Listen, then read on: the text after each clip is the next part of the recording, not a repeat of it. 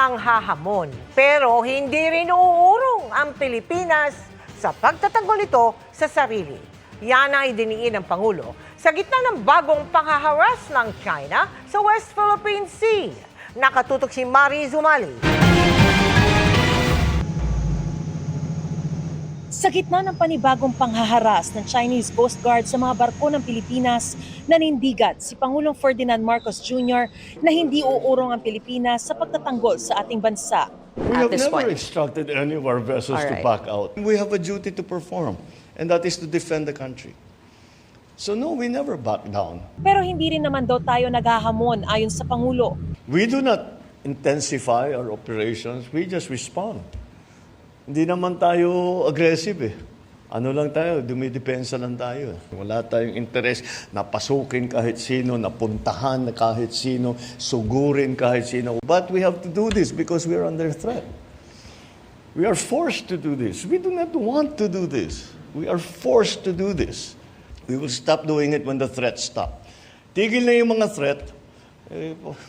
We can all sit more safely at home.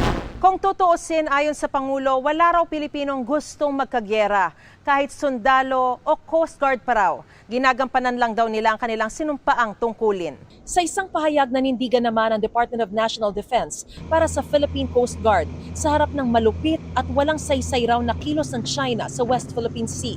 Sabi ng DND, hindi tayo pasisiil. Ikinagulat din ng Pangulo ang paghahain ng China ng matinding protesta matapos ang pahayag ni Marcos na madadamay ang Pilipinas kung magkakaroon ng komprontasyon ng China at Amerika dahil sa Taiwan. I'm a little bit perplexed why it would be characterized as such, as playing with fire. I don't know what they're talking about. Playing with fire? I was just stating facts. We do not want to go to war.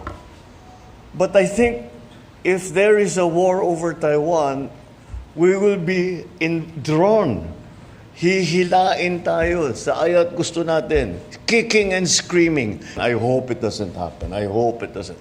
And I think because of the narrative coming out about playing with fire and being provocative and all of that, kaya nagka-increase ng activity doon sa West Philippine Sea. Para sa GMA Integrated News, Mariz Umali, nakatutok, 24 oras.